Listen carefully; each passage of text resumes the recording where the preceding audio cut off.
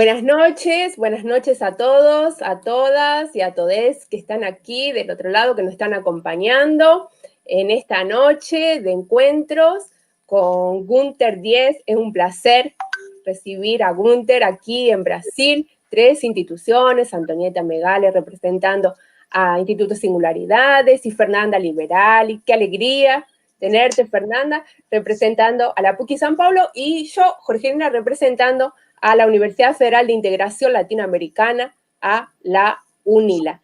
Es un gusto y un placer poder dialogar y debatir hoy con Gunther y también con todos ustedes del otro lado. Vamos en un primer momento entonces a presentarnos brevemente, y luego le pasamos la palabra a Gunther y haremos unas pequeñas preguntas, un debate, y después pueden preguntar por el chat y pueden acompañar también a hacer las preguntas por el chat para Gunther, y debatiremos aquí entonces las 3 juntas y Gunther. Bueno, entonces Gunther, te presento, bienvenido, buenas noches, bienvenido aquí a Brasil. Muchas gracias. Gunther es doctor en antropología por la Universidad de Hamburgo, Alemania. Es investigador de estudios de antropología social, antropología de América, filosofía y filología hispánica en las universidades de Gotinga y Hamburgo, en Alemania. Fue docente en las universidades de Hamburgo, en Granada, España, la Dinamarca, en Bélgica, la Veracruzana en México, Deusto en España, Diego Portales en Santiago de Chile y Cuenca en Ecuador, así también como del Instituto Superior Intercultural Aishun, investigador titular en el Instituto de Investigaciones en Educación de la Universidad Veracruzana en Xalapa, México, y miembro del Sistema Nacional de Investigadores, del Consejo Mexicano de Investigación Educativa, de la Academia Mexicana de Ciencias y de la Asociación Internacional Intercultural de la Educación. Es miembro fundador de la Red de Formación en Educación Intercultural en América Latina. Fernanda Liberale, que nos acompaña hoy también. Fernanda Liberale es doctora y maestra en lingüística aplicada por la PUC de San Pablo y actúa como profesora del programa de estudios posgraduados en lingüística aplicada y estudios del lenguaje en el departamento de inglés de la misma institución. Y Antonieta Megale es doctora en lingüística aplicada por la Unicampi, realizó su estallo doctoral en la Universidad Viadriana en Alemania. Es maestra en lingüística aplicada y estudios del lenguaje en la Pontífica Universidad Católica de San Pablo, la PUCI, y actualmente es coordinadora del área de extensión y del curso de posgraduación en educación bilingüe del Instituto Singularidades, también profesora del curso de pedagogía. Y yo soy profesora de español de la Universidad Federal de Integración Latinoamericana, actuando en el ciclo común de estudios.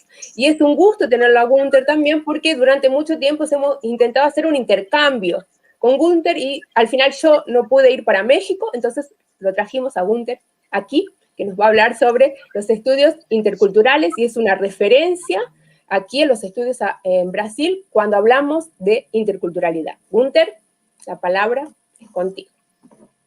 Muchísimas gracias, Jorgelina, Antonieta, Fernanda. Muchas gracias por la invitación a la Pontificia Universidad Católica de Sao Paulo, a la Universidad Federal de Integración Latinoamericana, la UNILA, y al Instituto Singularidades. Es un gran honor poder dirigirme a ustedes, a sus colegas, estudiantes, y una gran alegría compartir en estos momentos tan raros que estamos viviendo, tan difíciles, encerrados no solo en estos casilleros de ventanas en los que nos estamos viendo, sino también en nuestros domicilios, en nuestras casas, en nuestras comunidades, y de alguna forma con el encargo de repensar la educación a nivel superior, la educación básica en tiempos de COVID. Una cuestión que creo que la pandemia nos está enseñando es que por fin debemos llegar a concluir el siglo XIX. Suena muy raro, pero en educación el siglo XIX se ha extendido demasiado. La escuela como fábrica, la escuela como una institución cerrada, con muros, frontal, con un currículum nacional único, con una docente o un docente monologando enciclopédicamente, niños y niñas más o menos motivadas, más o menos partícipes, pero con muchas dudas acerca de lo que sirve y de lo que no sirve, de lo que hemos enseñado, lo que hemos estado enseñando. Creo que entre muchas instituciones que van a tener que pasar por un proceso de reinvención, la escuela y la universidad son ahora mismo de las más afectadas.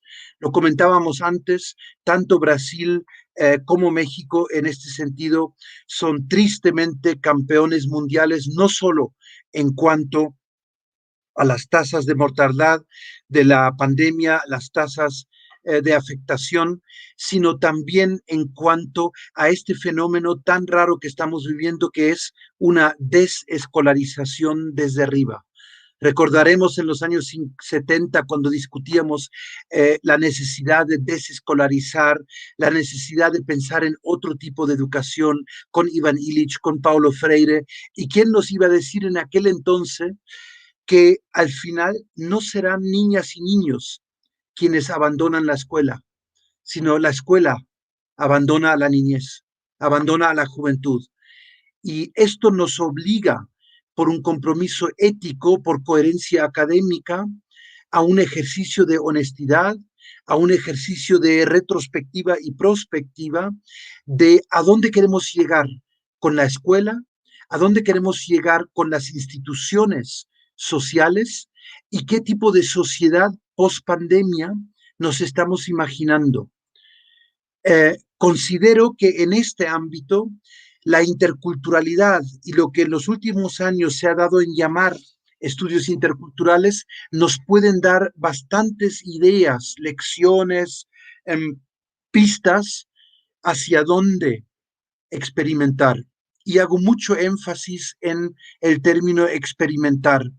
Tenemos que ser muy honestos, no tenemos soluciones ni en el ámbito escolar, ni en el ámbito universitario, sino que no hay soluciones, no hay recetas.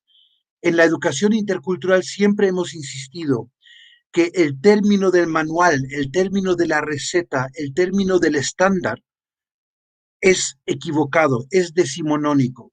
Revela que todavía no hemos cerrado esa etapa de la institución escolar y no hemos transitado a las sociedades contemporáneas, sociedades altamente diversas internamente, altamente desiguales y que requieren urgentemente de nuevas formas de convivencia.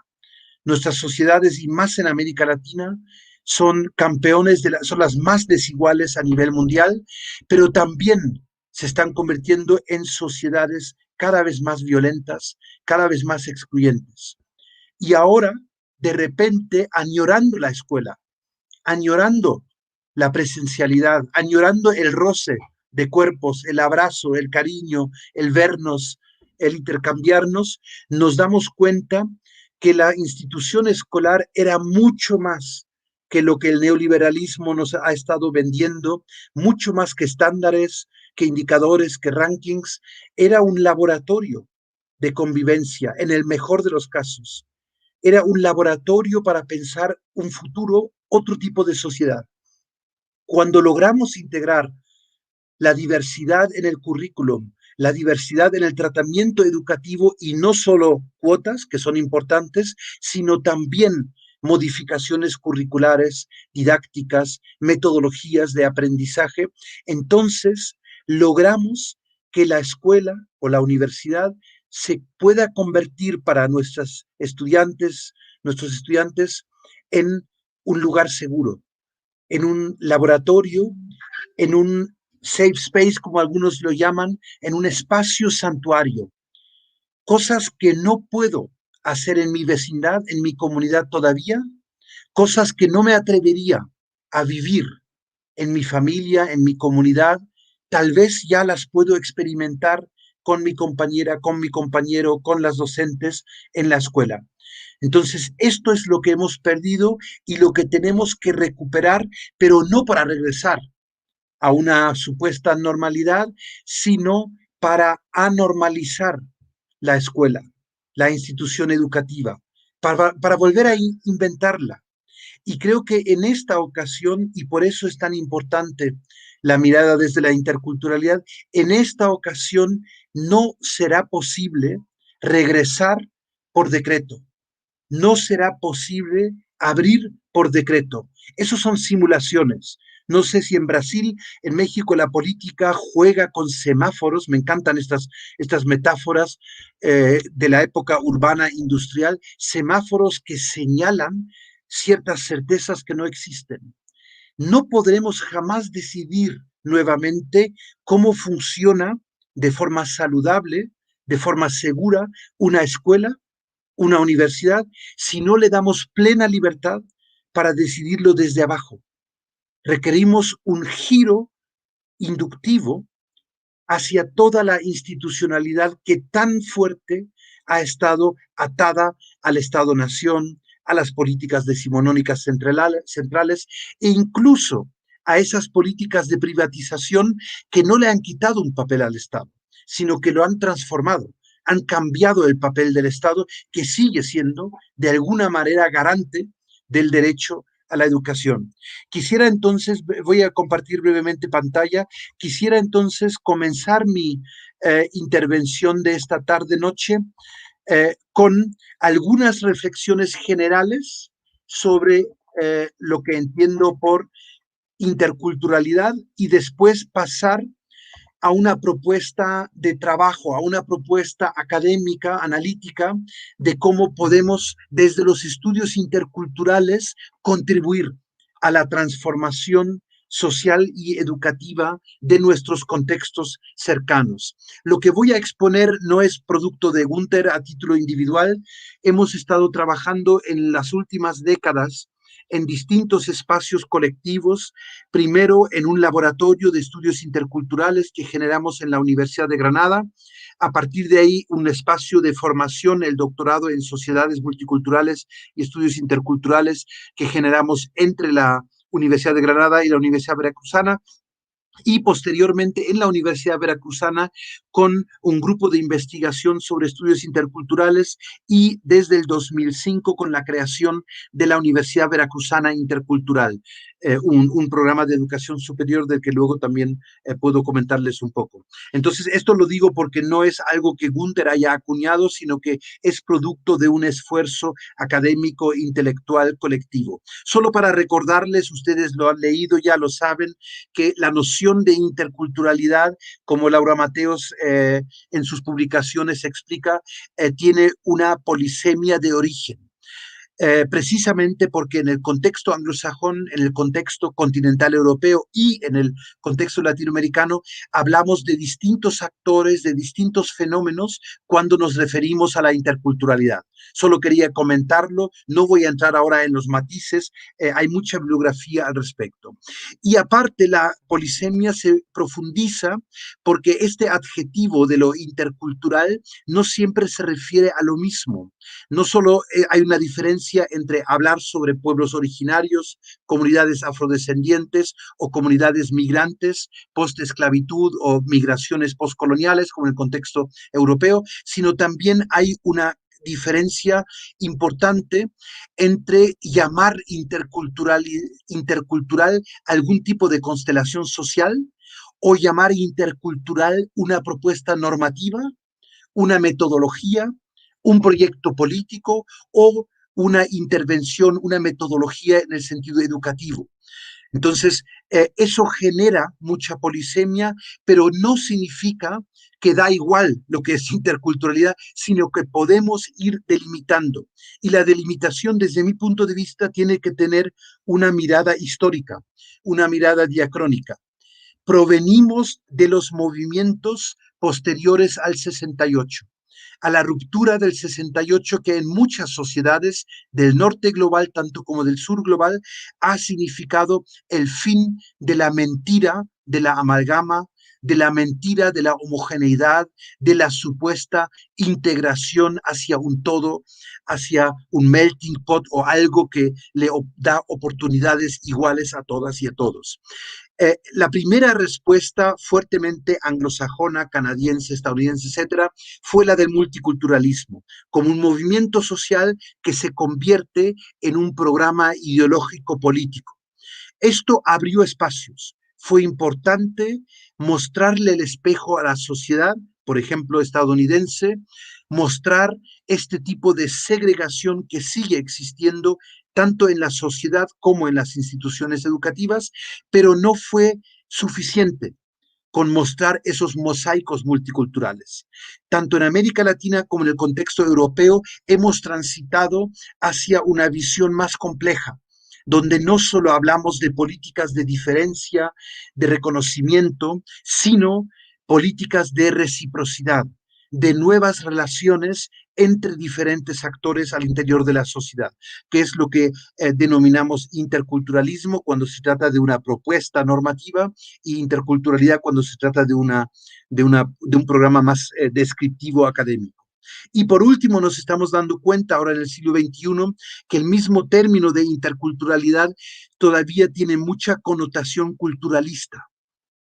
Hay muchos aspectos que se escapan cuando hablamos de interculturalidad, por lo cual cada vez más combinamos interculturalidad con esta noción de una diversidad de diversidades, a la que regresaré posteriormente. Pero la diversidad de diversidades, en términos generales, reconoce que no es cultura la única fuente de diversidad, sino que hay muchas otras fuentes de diversidad y estas hay que considerarlas en igualdad de derecho que la cultura. De lo contrario, acabaremos culturalizando superficialmente factores que son de género, que son de etnicidad, que son de lengua, de religión, de identidad sexual y que no son, estrechamente hablando, de cultura.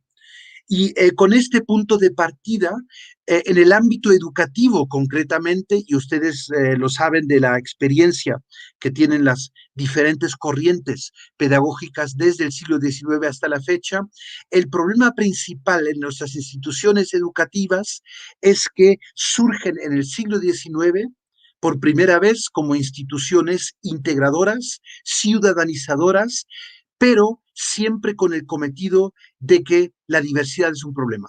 Lo heterogéneo es problemático y la solución es asimilar o segregar para que todos seamos iguales. La fábrica como metáfora no solo de la era industrial, sino también de la era de la educación pública. Y esto lo tenemos que ir superando para transitar a lo largo del siglo XX, se ha logrado a entender la diversidad como un derecho, como fuente de derechos colectivos que complementan como tercera generación de derechos los derechos individuales y los derechos sociales. Estos derechos culturales o colectivos generan políticas de nuevo tipo de antidiscriminación, de acción afirmativa, que son muy novedosas porque rompen la imagen de la supuesta homogeneidad social, política y educativa. Pero la diversidad como derecho es muy difícil convertirla en una estrategia pedagógica, didáctica, porque habla de nosotros versus los otros.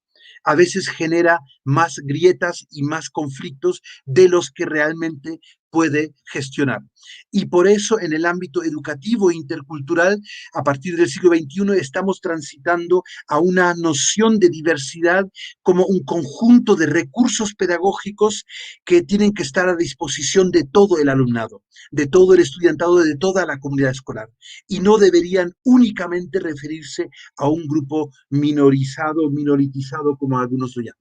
Entonces, ahí es cuando se comienza a debatir esta cuestión de las llamadas competencias o capacidades interculturales, no solamente en el contexto mega diverso de las migraciones contemporáneas hacia las grandes aglomeraciones urbanas metropolitanas del norte, sino igualmente visibilizando esas super o hiperdiversidades históricamente construidas al interior de nuestras sociedades del sur global.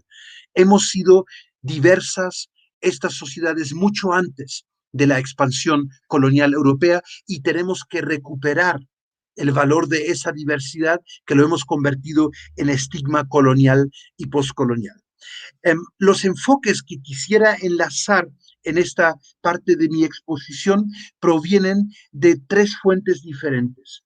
En primer lugar, creo que es muy importante no demonizar determinadas tradiciones críticas del pensamiento occidental europeo. A mí me sirve mucho, a nosotros nos sirve mucho regresar a la teoría crítica, a la escuela de Frankfurt, a ciertos tipos, contribuciones del marxismo analítico para en una primera mirada a la diversidad, tomar un enfoque diacrónico, que es a la vez un enfoque estructural.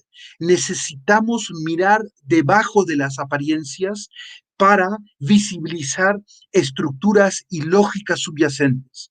Y el pensamiento de la teoría crítica y de otras apuestas del pensamiento occidental sirven para revelar este tipo de racismos, clasismos, sexismos que subyacen a las interacciones observables al interior de cualquier institución social o educativa. Y esto nos obliga a fijarnos en cómo históricamente se han generado las relaciones de identidad-alteridad, de lo propio y de lo ajeno. ¿Quién construye minorías? ¿Desde qué posición de poder?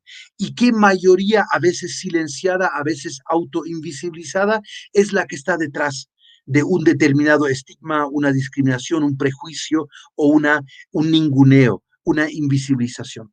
Y en ese sentido, me ha servido mucho la aportación que hace el migrantólogo, el estudioso de las migraciones argelino, Abdelmalek Sayad, cuando habla de la necesidad, en el contexto migratorio franco-argelino, la necesidad de revelar detrás de los discursos lo que él llama el pensamiento de Estado. El pensamiento de Estado para Sayad es algo que subyace a los discursos político-ideológicos contemporáneos, porque estos discursos nunca revelan directamente cómo piensa el Estado, a la sociedad, a la minoría, pero rascándole a esas directrices, a esas normativas, a esos silencios, nos damos cuenta cómo el Estado-nación, el Estado postcolonial, en cada caso, cómo piensa al otro. Y al pensar a la otra, al otro, revela cómo se piensa a sí mismo. Por eso necesitamos esto que me gusta llamar la mirada desde una gramática o desde una sintáctica. La sintáctica no está en la superficie. La sintáctica es parte de cómo expresamos un lenguaje, pero no está en la semántica, no está en la pragmática directamente presente. Y entonces este tipo de pensamiento, desde una mirada crítica, analítica, tenemos que deconstruirlo. Como por ejemplo el proceso en el contexto europeo de construcción de las naciones como espacios supuestamente homogéneos, falsamente homogéneos, que acaban otreando a la diversidad, acaban jerarquizando la diversidad para convertirla en paria, en aquello que puedo excluir. En el contexto latinoamericano ha ocurrido también este proceso de imaginarse como comunidades nacionales, pero como ustedes saben, en el contexto latinoamericano, perdón, el nacionalismo se topa con la herencia colonial. Y la herencia colonial es una herencia no de pensarse como iguales, incluyentes, sino pensarse como jerárquicamente desiguales en términos de casta, en términos de raza, en términos de género, etcétera, etcétera, que es lo que ha generado lo que algunos historiadores han llamado la pigmentocracia latinoamericana, como es en estos célebres cuadros de castas del siglo XVIII. Entonces, por eso necesitamos, en primer lugar, esta mirada histórica. Hago mucho énfasis en que hay cuestiones de la diversidad que no son únicamente contemporáneas y que una mirada etnográfica del presente no puede captar completamente.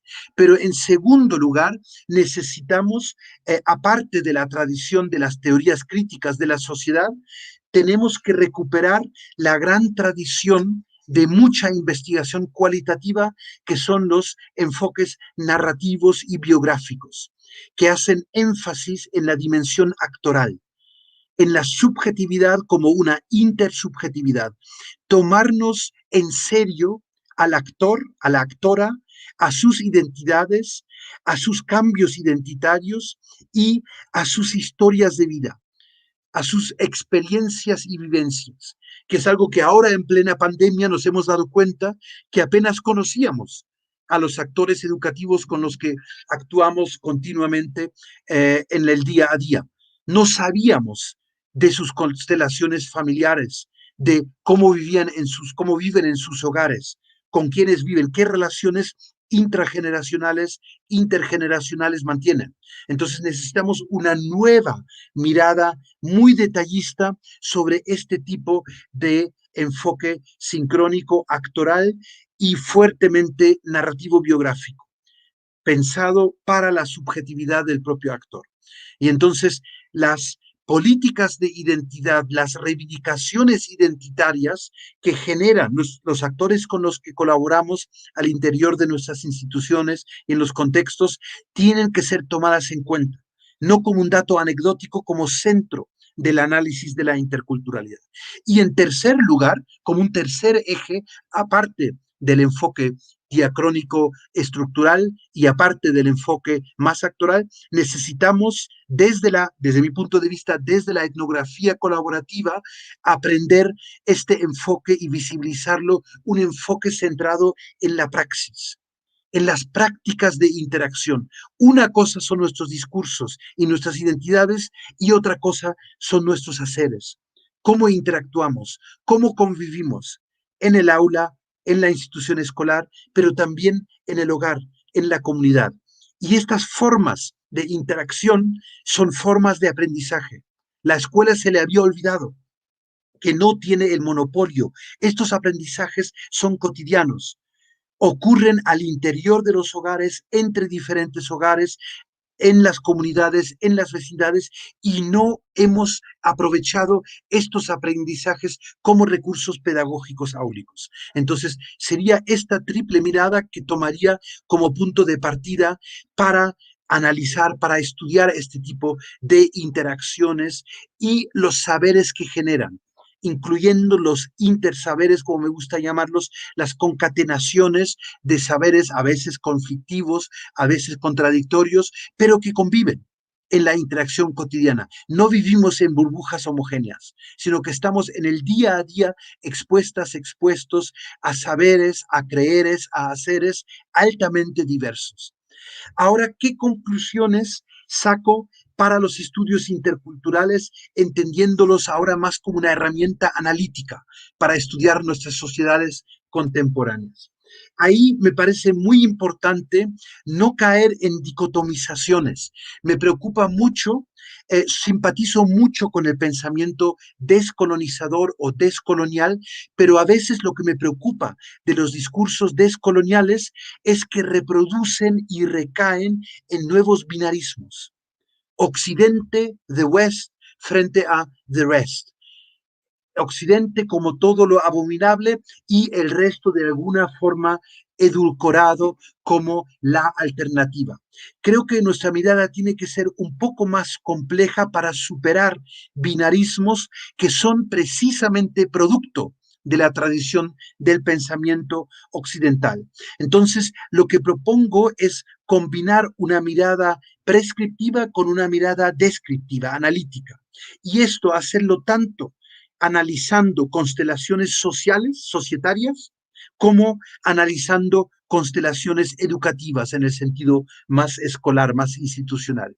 Para mi propuesta, los estudios interculturales entienden la interculturalidad como aquel conjunto de relaciones que existen entre distintos grupos humanos y estos grupos humanos se definen en función a veces de términos culturales, pero también en función de cuestiones de etnicidad, lengua, nacionalidad, religión, género, identidad sexual, etcétera, etcétera. Relaciones intergeneracionales también se incluyen. Y estos procesos de relación intergrupal no son siempre simétricas. Tenemos que analizarlas críticamente para visibilizar lo que ha sido invisibilizado, para denunciar lo que ha sido estigmatizado. Y para eso me sirven este tipo de imágenes reticulares, haciendo énfasis que los estudios interculturales proponen superar una visión esencialista y estática de la cultura, de la identidad. Las identidades siempre son reticulares, siempre son relacionales. Nunca soy portadora de una sola identidad. Y entonces la identidad es un conjunto de constelaciones relacionales que se adaptan a determinadas situaciones. Esta gráfica la saqué de una publicación de Gilberto Jiménez. Pero lo importante para la interculturalidad como un ejercicio crítico, analítico, es que estas fuentes de identidad que muestran, que ilustran riqueza identitaria, pueden llegar a ser a la vez fuentes de discriminación, fuentes de dominación. Y ahí es donde la interculturalidad requiere de la interseccionalidad como un complemento necesario. No solo estamos hablando de cultura y de culturalizaciones, sino estamos hablando de fuentes de identidad altamente diversas que incluyen la clase social que el multiculturalismo había olvidado, que incluye el sexismo, el androcentrismo y todo el legado patriarcal de nuestras sociedades, e incluye otras formas de discriminación y de dominación. Analizar la diversidad contemporánea nos obliga a analizarla de forma interseccional, porque estas fuentes de identidad nunca ocurren de forma aislada como los feminismos negros nos han enseñado de forma tan elocuente. Entonces, por eso los estudios interculturales aplican una mirada crítica a las constelaciones entre mayorías y minorías, y en cada uno de los casos, esto es algo que me parece muy importante y sobre todo en la situación contemporánea, necesitamos distinguir entre lo que son constelaciones de desigualdad, asimetrías verticales de origen patriarcal, de origen capitalista, de origen colonial, por una parte, es algo diferente a constelaciones de diferencia. Diferencia entendida como esos discursos de nosotros frente a los otros. En un caso son constelaciones verticales, mientras que en otro caso pueden, en el mejor de los casos, ser constelaciones de delimitación intergrupal, pero más horizontales. Nosotros de esta región frente a aquellos de la otra, de esta nación de la otra, de esta religión frente a la otra. Entonces, esto es una aproximación más horizontal. Desigualdad y diferencia, sin embargo, requieren de una tercera mirada que tiene que ver con este tercer eje. Como ustedes ven, estoy siguiendo nuevamente los ejes eh, de las asimetrías estructurales, en primer caso, desigualdad, de la interacción entre actores, políticas de diferencia, y en tercer lugar, la noción de diversidad hace énfasis, a diferencia y desigualdad, hace énfasis en estas constelaciones de interacciones, pautas de interacción cotidiana, rutinizadas, a menudo internalizados, que mantienen distintos grupos que componen la sociedad, que requieren esta mirada más etnográfica. Entonces, resumiendo estas tres fuentes de diversidad, podemos ver que hay tensiones intrínsecas, conflictivas, necesariamente conflictivas, entre políticas de igualdad, afanes de igualdad y afanes de desigualdad. Los trabajos de Piketty últimamente, de este historiador economista francés, han mostrado cuán arraigada está la ideología de la desigualdad en las sociedades supuestamente tan igualitarias e incluyentes como, por ejemplo, de la Europa occidental. Entonces necesitamos entender la desigualdad como un campo de tensiones con propuestas contrahegemónicas hacia la igualdad. En segundo lugar, lo mismo, las políticas de identidad y alteridad generan intrínsecamente tensiones entre lo propio y lo ajeno. Se influyen mutuamente en sus constelaciones mutuas. Y esto genera una dimensión fuertemente intracultural, mientras que la de la desigualdad es una dimensión transcultural, porque no son diferencias de cultura. Las desigualdades de género del patriarcado, las desigualdades de clase social del sistema capitalista y las desigualdades de raza que tienen que ver con la colonialidad del poder. Esto no son cuestiones culturales, van mucho más allá de la cultura, por eso son fenómenos transculturales. Y por último, y hago mucho hincapié porque es nuestro énfasis en el ámbito educativo, necesitamos trabajar con la tensión entre homogeneidad institucionalmente impuesta y heterogeneidad mundo vivencial, vivida por los propios actores. Y esto genera, en el sentido estricto, constelaciones interculturales que son a la vez intersticiales, porque son híbridos, no son puras. las culturas cuando interactúan, los grupos cuando interactúan a este nivel. En el ámbito educativo, la interculturalidad entendida en un sentido descriptivo analítico significa comprender, analizar críticamente en cada una de nuestras instituciones quién define, quién domina contenidos y formas, quién las declara legítimas o ilegítimas, incluye o excluye, qué minorías o mayorías se construyen y qué saberes son incluidos y cuáles son excluidos por qué tipos de actores.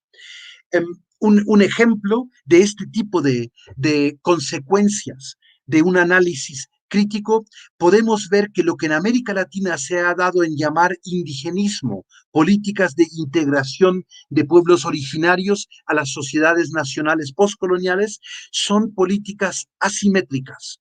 Esto es un ejemplo de la lingüística aplicada, cartillas de alfabetización en México rural en los años 60, donde se recurre a una lengua originaria, en este caso del puré, que se habla en Michoacán, en el oeste de México, se recurre a la lengua indígena para enseñar contenidos no indígenas. Es lo que llamamos bilingüismos de transición o bilingüismos sustitutivos. Lo que quieres hacer es asesinar una lengua, incluyéndola al currículum, para luego, conforme vaya avanzando la niña, el niño, hacerlo desaparecer del currículum.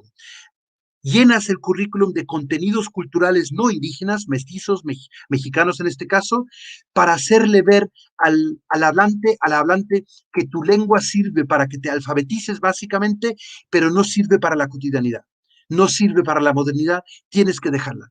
Entonces son políticas interculturales lingüicidas, implícitamente interculturales, pero explícitamente lingüicidas. Quieren asesinar diversidad lingüística porque al final de todas estas propuestas, las cartillas, la alfabetización, la escuela acaba siendo monolingüe y monocultural, en este caso en castellano, y con todo el bagaje de nacionalismo, en este caso nacionalismo mexicano, que lo acompaña.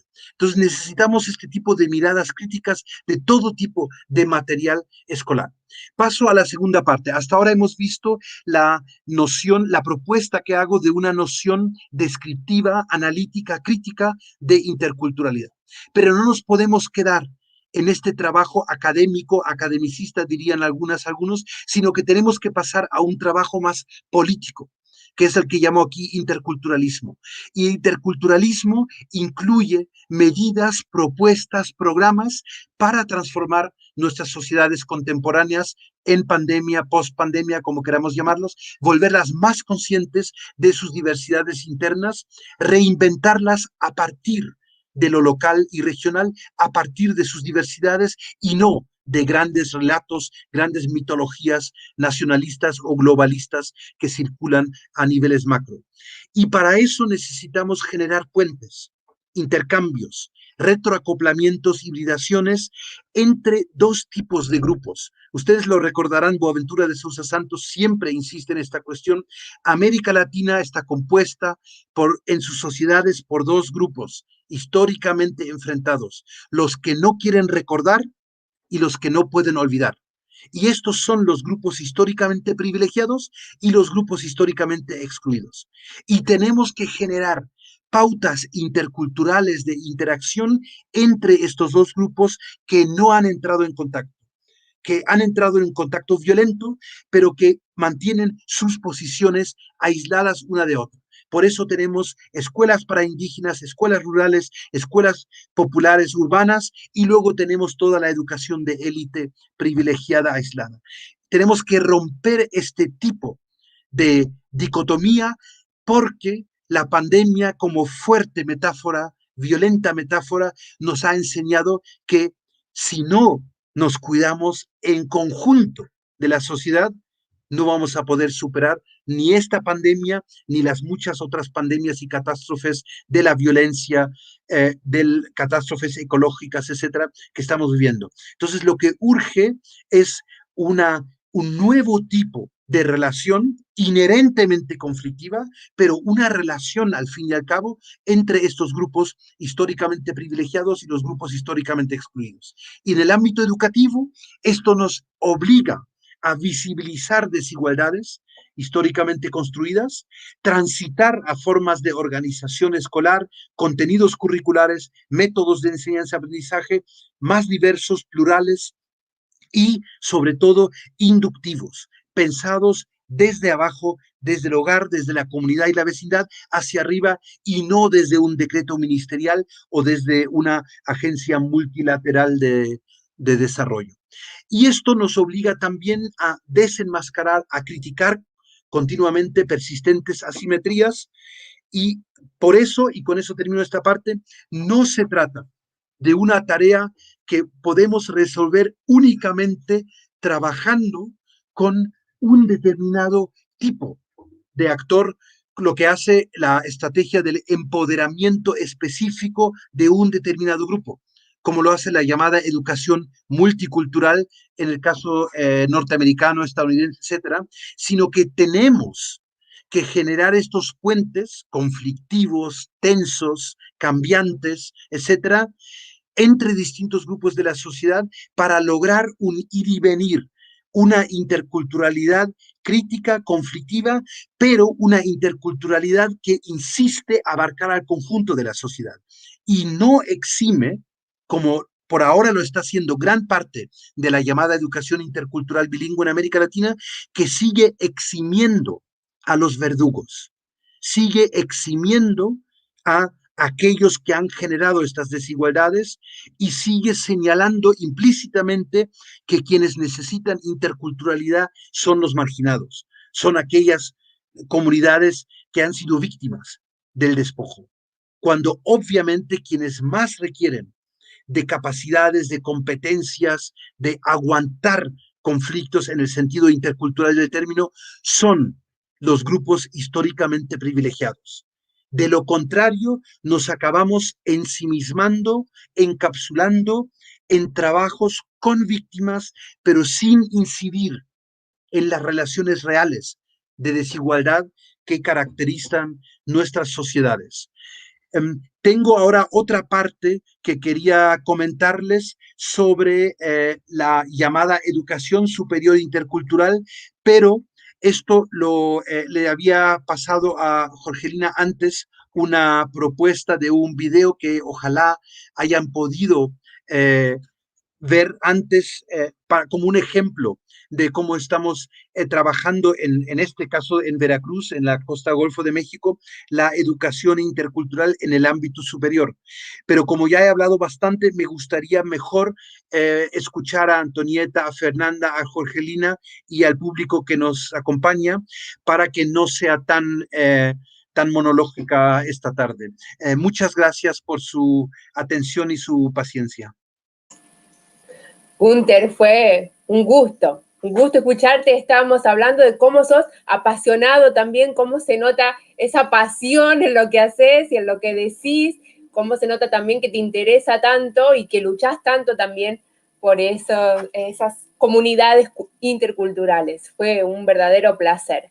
Bueno, voy a pasar primero a Fernanda para que te haga una pregunta, luego Antonieta. Hay preguntas también en el chat, entonces después también pasamos a las preguntas del chat.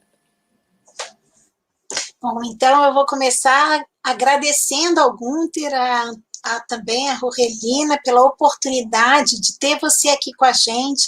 Nesse momento, nem todo mundo sabe, mas a gente tem essa proposta de fazer uma discussão da América Latina, desse contexto que seja amplo e que permita que a gente possa pensar a questão da decolonialidade, da interculturalidade, por um viés que é nosso e num sentido que eu gostei muito quando você falou, não é um nosso excludente do outro, mas é um nosso que amplia as nossas possibilidades justamente pelos atravessamentos que a gente vive quando se abre para essas múltiplas possibilidades. Então, acho que isso na sua fala ficou muito forte, para mim foi muito significativo, porque ao ler os textos, assistir aos vídeos, uma das questões que para mim sempre fica muito marcante e agora no final você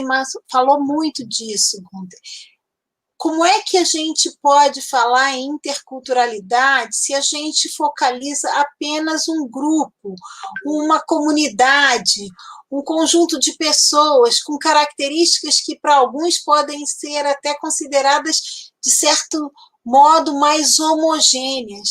O que me preocupa, principalmente num momento como esse que a gente está vivendo, é pensar como é que essa multiplicidade, como você falou, essa superdiversidade, como diz o Vertovec, essas muitas desigualdades, diferenças e diversidades, elas são colocadas em relação e elas transformam quem nós somos e os espaços que vivemos. Eu vou concretizar isso num exemplo agora, antes da gente passar para você. Logo no início da sua fala e antes de abrir para a comunidade, nós estávamos conversando sobre a situação das escolas no Brasil e no México, e como que nesse momento que aqui no Brasil estamos no auge da pandemia, com o número de mortes crescendo exponencialmente, a gente vê os governos e os donos de escola, né, e a direção das escolas, a coordenação das escolas, incentivando e criando regras para o retorno a aulas presenciais. Eu entendo que há a posição dos pais, há a posição dos donos de escola que estão perdendo alunos, dos diretores e coordenadores que estão sendo pressionados, dos professores que estão com medo de serem mal vistos em alguns casos, dos alunos que querem algumas vezes voltar a se encontrar, porque já saem mesmo, fazem festinha, vão a casamentos. Mas como é que esse atravessamento, essas diferenças, e eu diria, pelo que você falou, essas desigualdades, criam para nós possibilidades interculturais de que a gente se torne diferente, que a gente construa uma forma de viver que seja pela vida e não pela morte, porque a sensação é que o que está prevalecendo, e eu queria que você comentasse, são as desigualdades em que aqueles que têm o poder determinam, de certa maneira, a possibilidade de morte, eu não diria a morte, mas a possibilidade de morte do outro, porque você voltar à aula presencial num momento como esse é definir a possibilidade de morte. E eu, do lugar de professora, por exemplo, talvez não tenha o direito de tomar essa decisão, porque posso ser mandada embora, porque posso ser demitida ou qualquer coisa assim. Então, como é que uma visão intercultural, na sua opinião, nos permitiria compreender, vivenciar, e num sentido que a gente tem de base no Vygotsky, passar por, live through, né? Passar através dessa circunstância de vida que a gente está tendo, de uma maneira mais justa, mais engajada e mais favorecedora da vida. Isso é o que eu queria saber de você, por favor. Muchas gracias. ¿Respondo inmediatamente, Jorgelina? ¿Sí? Sí, creo que sí, mejor. Sí, porque fue muy, muy rica, muy interesante, muy compleja, Fernanda, tu reflexión, y coincido con todo lo que expusiste. Efectivamente, yo creo que en la situación que estamos viviendo, y no tengo muy claro esta cuestión que llamamos eufemísticamente pospandemia. Siempre cuando le ponemos pos a algo es porque no tenemos ni idea, ¿no? Fue con posmoderno, con poscolonial y ahora pospandemia. Yo me temo, tal como sigue funcionando el macrosistema, me temo que ya no va a haber ni pre ni pospandemia, sino que vamos a vivir entre pandemias. La pandemia en fases presenciales y fases remotas nos va a obligar a generar una nueva lógica. de la convivencia, y no solo hablo de la escuela, de dónde me siento segura cuando salgo a mi comunidad, a mi vecindad, visitas que hago, viajes que realizo. Todo esto me imagino que va a cambiar. La mirada intercultural para mí es tan importante en esta situación porque implica, en primer lugar, reconocer desigualdades como realidades y no como algo que hay que esconder bajo ciertos indicadores, como lo hacen los índices de desarrollo humano, y luego manipulas por aquí, manipulas por acá, para que, bueno, sí, Brasil ya subió un poquito en los últimos X años, y México otro poquito, y Chile mucho más, bla, bla, bla. No, se trata de reconocer que nuestras sociedades son inherentemente desiguales y que nuestras instituciones educativas son incapaces, estructuralmente incapaces de revertirlo. Dejemos de cargar en la profesión docente lo que la economía, lo que la demografía, lo que los poderes fácticos no quieren, y tal vez no sé si no puedan, pero no quieren modificar. Entonces dejemos el newspeak ese acerca de la escuela incluyente, etcétera. No, tenemos que reconocer desigualdades abismales y esto nos obliga a trabajar desde contextos. Y trabajar desde contextos es partir siempre de lo intracultural. Hay ricos experimentos con este enfoque en Bolivia, en Ecuador, en otros ámbitos de los que podemos aprender. Lo intracultural tiene que ser el punto de partida porque es fuente de resiliencia, que a su vez es fuente de resistencia. Mi lengua, mi cultura, mi comunidad como punto de partida, pero no yo solo, sino que yo como actor escolar necesito a otros actores comunitarios. Reabrir escuelas, jugar a nuevas normalidades, llámese como se llamen, solo va a ser posible en constelaciones interactorales. Autoridades locales, cívicas, religiosas, sanitarias, vecinales, tienen que tener una voz en la escuela. Y la escuela, a su vez, se va a convertir en un híbrido de centro de salud, centro comunitario, centro de aprendizajes, y esa misma escuela, ojalá podamos prescindir de los muros del aula, esa misma escuela tendrá fases intraaula y fases extraaula. Y esas fases las dictará la situación sanitaria, pero también las dictará la toma de decisión a nivel local. Hemos visto, ustedes seguramente también, hemos visto experiencias riquísimas de comunidades, la mayoría comunidades indígenas, que al inicio de la pandemia se cerraron, crearon lo que en Nueva Zelanda llaman burbujas, se cerraron e incluso a sus propios migrantes que querían regresar en Semana Santa del año pasado, les dijeron, lo siento, eres factor de riesgo. Yo me encontraba en marzo del 2020 dando clases en un Instituto Superior Intercultural Ayuc en la Sierra Mije, en una comunidad indígena de Oaxaca, en México, y la comunidad decidió cerrar la escuela y la comunidad hacia el exterior, pero las escuelas y la universidad, esta pequeña universidad, siguieron trabajando, solo que me despidieron diciendo, Gunther, tú te vas porque tú eres un factor de riesgo, porque tú te mueves semanalmente o mensualmente, entonces vamos a hacer un intento de educación remota con un solo canal de Zoom, pero el estudiantado se va a reunir porque sigue viviendo en la comunidad. Ellos no están en riesgo. El que estaba en riesgo y poniéndolos en riesgo a ellos somos nosotros. Entonces, esto me hizo reflexionar no solo sobre mi propio papel, sino también sobre lo que tenemos que valorar en el futuro. En todas estas políticas de rankings, de evaluaciones de docentes, ¿qué papel, qué importancia se le ha dado al hecho de que una docente sea miembro de la comunidad? o sea residente en la misma comunidad. Ah, no, le damos puntos porque tiene no sé cuánto en el TOEFL de inglés y tiene una maestría y, qué buena maestra.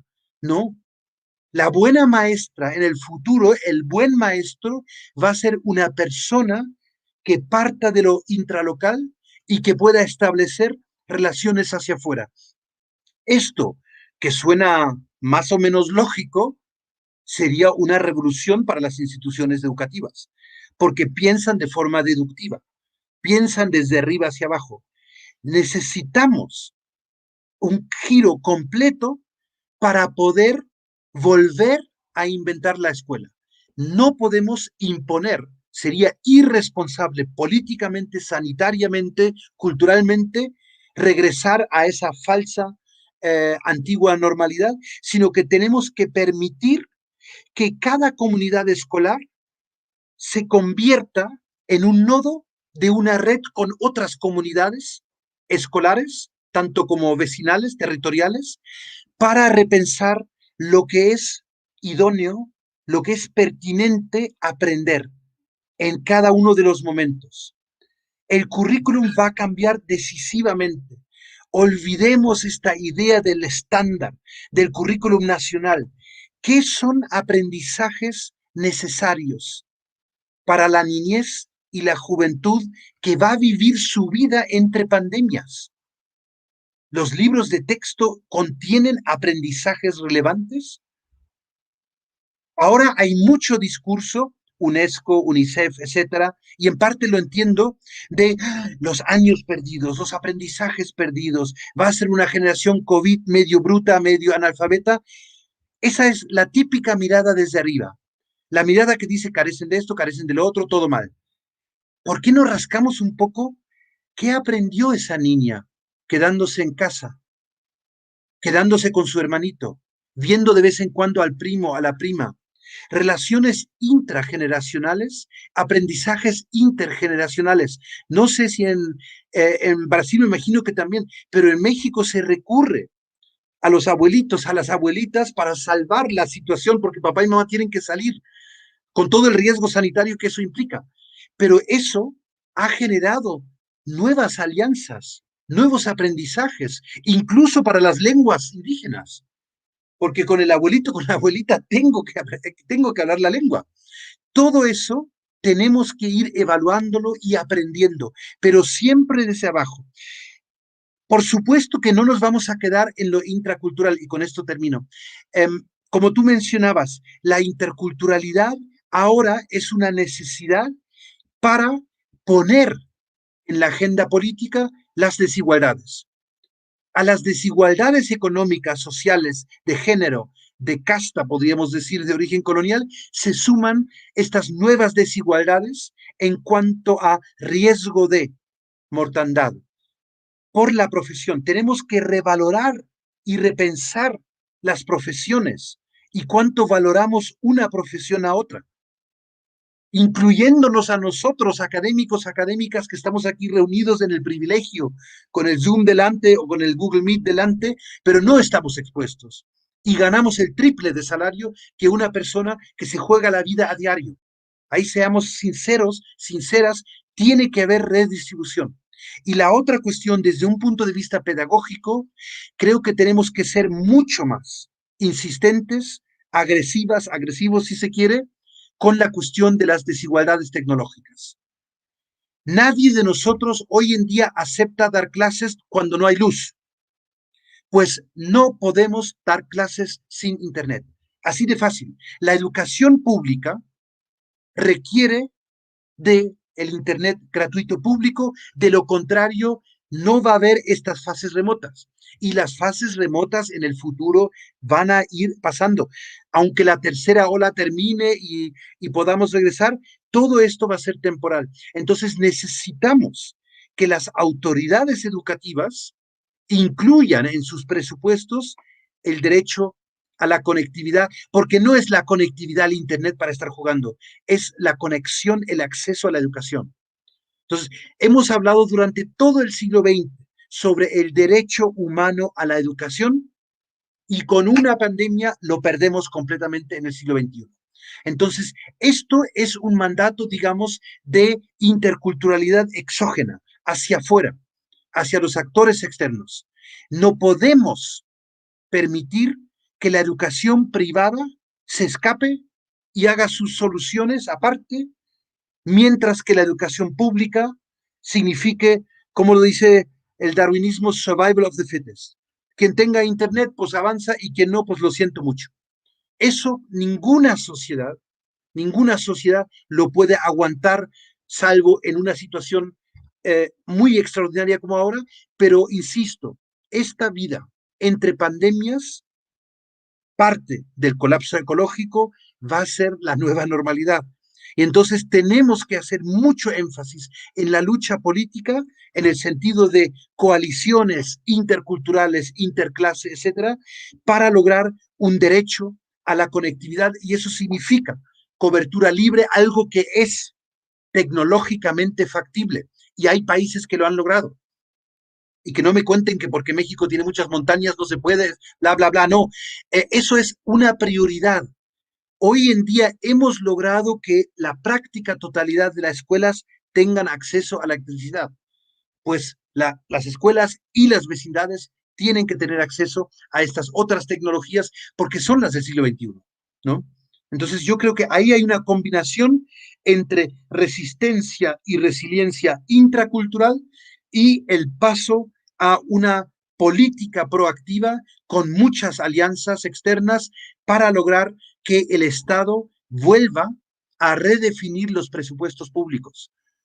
Porque se ha mostrado que el tener escuelitas o escuelotas como rebaños fue muy barato, pero fue decimonónico.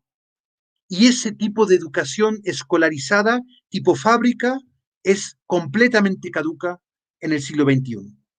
Gracias, Fernanda, por tus reflexiones. Gracias, Gunther. Gracias, Fernanda. Antonieta?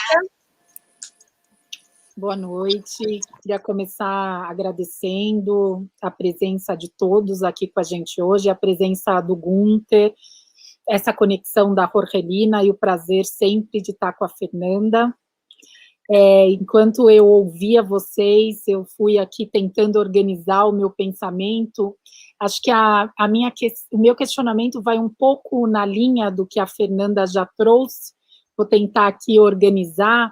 E também eu vou fazer menção, Gunther, a entrevista, né, belíssima, que você e a Manuela Guilherme entrevistaram o Boaventura de Souza Santos, falando sobre o tema, né, da universidade, como a gente sai desse conceito de universidade e vai para uma pluriversidade. Então, na verdade, eu vou ampliar um pouquinho essa discussão, porque eu queria te ouvir mais acerca de um ponto que, enquanto eu lia a entrevista, eu pensava, e claro, pensava a partir, né, dessa situação que a gente vive, na qual a gente tem o conceito de necropolítica atualizado minuto a minuto, né? Uma mercantilização, uma neoliberalização da educação, né? Um ataque, né, que a gente vive aqui no Brasil. Isso já vivíamos antes da pandemia, né? Desde a entrada desse desgoverno à universidade, né? Um descrédito ao trabalho do professor, uma negação à ciência. Então, essa situação, sim, limítrofe, né, que a gente vive, e que, infelizmente, esses ataques, né, e ouvindo a Fernanda falar, por exemplo, desse absurdo, né, de decidirmos agora, nesse momento, no auge da pandemia, que as escolas devem retornar, porque elas não aguentam a pressão da comunidade, né? Então, que mundo é esse, né? Que a vida não vale mais nada, né? Então, a gente tem ali como diálogo uma comunidade imediata que também foi capturada por esse discurso da necropolítica, né? E aí a gente muitas vezes se depara com colegas nossos, né? Hoje eu conversei sobre isso com a Fernanda, defendendo a volta, porque a gente precisa defender o nosso trabalho. Então, que precarização é essa da vida que a gente vive nesse momento? feita essa introdução, né, que para a gente que mora no Brasil, ela é até desnecessária, e creio que você também, Gunther, um pouquinho que a gente conversou antes de iniciarmos, né, tem acompanhado todas as atrocidades que a gente tem vivido aqui no Brasil, né, eu fico pensando, né, em algo que o Boaventura fala, que para mim é muito potente, que é a gente não precisa de alternativas, né? A gente precisa de um pensamento alternativo de alternativas. E eu fico pensando como é que é pensar isso, né? Num país que quando a gente fala, né? E como Boaventura aponta, né? Que uma das saídas, né? Para a universidade, para que ela se mantenha, né, frente a essa neoliberalização da educação, né, e essa ideia de que o valor do conhecimento ele tem que ser continuamente transformado em um valor de mercado, né, e aí ele vai apontar para o fato de que a gente deve levar essa luta da universidade para fora, né, das paredes da universidade. Aqui eu vou falar da universidade, da instituição escolar como um todo, né, e que a gente precisa, e eu concordo, né, acho que não há como discordar frente a essas discussões que a gente vem fazendo, de alianças com a sociedade em um sentido mais amplo, né. Eu fico pensando que essa é uma possibilidade potente de uma reinvenção da escola. Mas, ao mesmo tempo, eu também fico pensando, né, que sociedade é essa? Que pressiona, né, que coloca o trabalho do professor em descrédito, que quer uma volta às aulas em um momento em que, se a gente passa pelas redes sociais, é impressionante, as redes sociais se transformaram em obituários, né, e a gente está levantando bandeiras, porque a educação é um direito. É claro que ninguém discute que a educação é um direito, somos professores, essa é a nossa maior defesa, né, mas tem um direito que é pela vida. Então, quando eu penso nesse momento, e aí vai um pouco do meu lamento frente a essa situação absurda que a gente vive, com que sociedade a gente forma essas alianças e amplia as nossas possibilidades, né? Sendo que é isso, a gente está numa sociedade que, de modo geral, né, elege, legitima muitas dessas atrocidades. Então, eu não acho que tem uma resposta para isso, né? Mas queria te ouvir mais nessa relação da universidade com a sociedade, porque eu também aposto muito nisso. Acho que é isso. Muchas gracias, Antonieta. Sí, efectivamente, creo que este complejo entre necropolítica, neoliberalización impuesta a las universidades, pero también asumida por las propias universidades, cuántos funcionarios y funcionarias, cuántos administrativos, pero también cuántos académicos y académicas se han pasado a ese juego, porque es un juego tan simple. El creer en que la empleabilidad es todo, el recurso financiero es todo, pero ahí tengo mucho optimismo, porque creo, y va a sonar muy paradójico, creo que la universidad está en una crisis mucho más profunda que la escuela. ¿Por qué? La escuela, por lo menos, la echamos de menos como guardería. Muchas familias, muchos padres, madres de familia te dirán, cuando les preguntas en la calle, te dirán, lo que yo echo de menos es que se hagan cargo de mis hijos. La escuela tiene una función terrible, una función disciplinadora, una función carcelaria que viene del siglo XIX y que ahora algunos echamos de menos. Obviamente no queremos que las escuelas sean guarderías, sino laboratorios de convivencia, de ciudadanía. Pero la escuela va a recuperar paulatinamente su legitimidad. En el caso de la universidad, no estoy tan seguro. Por distintas razones. En primer lugar, ustedes han visto que la neoliberalización a ultranza nunca la puede ganar una universidad. Ya vieron los anuncios de Google, ¿no? De que van a ofrecer carreras de derecho en 4 meses, te puedes certificar como ingeniero en 5 o 6 meses, todo va a ser pagado, pero mucho más barato que mantener toda una universidad. Así que la cuestión centrada únicamente en empleabilidad, en plusvalía, en eficiencia, eficacia, paulatinamente va a emigrar de la universidad a la iniciativa privada. Y esto no es el inicio de un proceso, sino solo el final. Recuerden que hace, ¿qué será? 50 años, todavía las universidades eran punteras en la producción de conocimiento. Para la política, asesores, asesoras que trabajaban para determinados gobiernos, pero también para el mundo empresarial.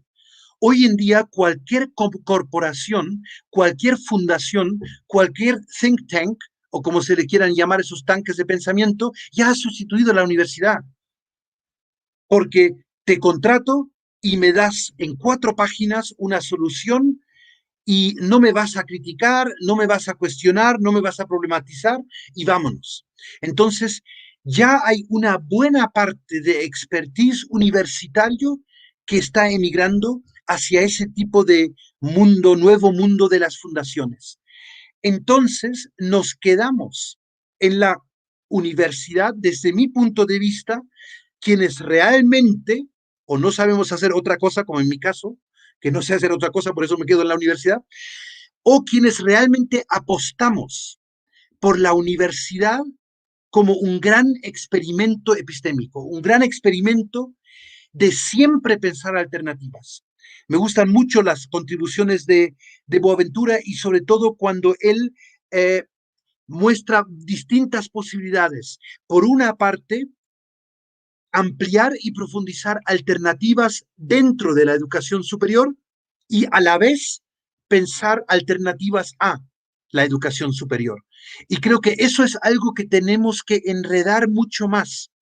Yo veo muchas universidades que están como asustadas frente a nuevas universidades alternativas, asociaciones civiles, movimientos sociales que tienen su propia multi, interversidad o como es que llaman. Al contrario, son aliadas, son aliados, porque apuestan por el valor de un conocimiento crítico y transformador.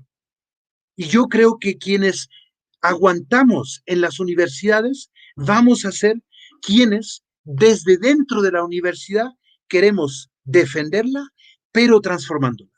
Estoy completamente de acuerdo contigo.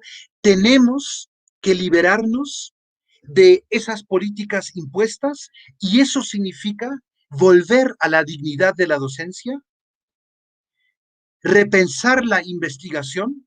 Una investigación pertinente no es aquella que me lleve a publicar 15 páginas en una revista indexada de Melbourne. Eso para mí no es impacto. El impacto es que me lea mi vecina o que cambie la vida de la mamá, etcétera. Entonces, tenemos que repensar la investigación y lo que a mí más me ilusiona en estos últimos años, y nuevamente creo que la pandemia nos va a agarrar la cabeza y nos va a poner encima de esa realidad, la llamada vinculación, lo que antes se llamaba extensión, la community service o como se le llame en cada país, esa vinculación ha sido el patito feo. Ha sido aquello que hacemos cuando ya hemos dado clases y hemos publicado nuestros articulitos. Entonces, si tenemos un poco de tiempo, fin de semana, tardes, noches, hacemos vinculación. No. Ahora, la vinculación, desde mi punto de vista, si la universidad quiere sobrevivir como pública, financiada por las ciudadanas, los ciudadanos, la universidad solo va a sobrevivir si se vincula de forma legítima, de forma pertinente, con actores claves y no solo del mercado. Spin-offs y estas cosas de semilleros de empresas, muy bonito, pero eso las fundaciones lo van a acabar haciendo mejor.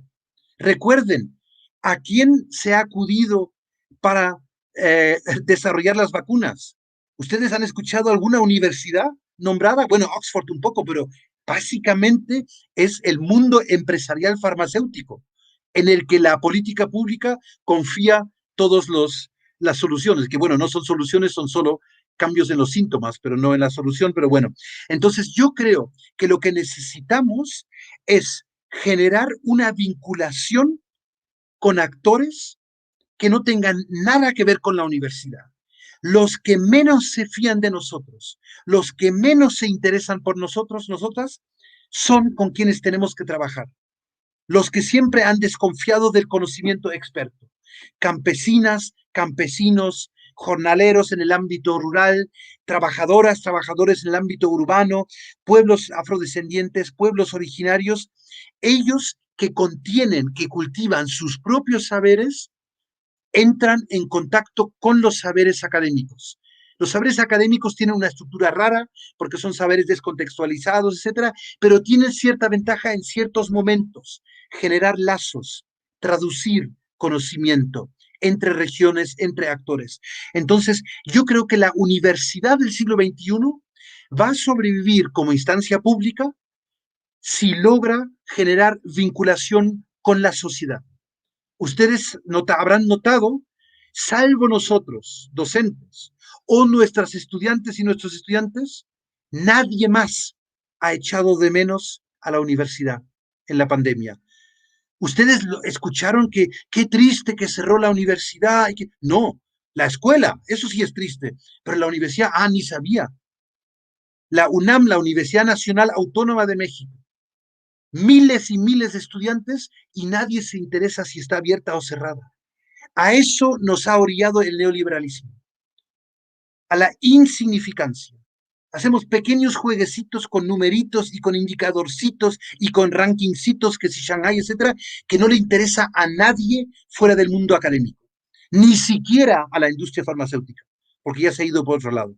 Entonces, ahora creo que tenemos que recuperar la libertad académica, la libertad de cátedra, pero no seguir jugando a esos jueguecitos y a esos rankings.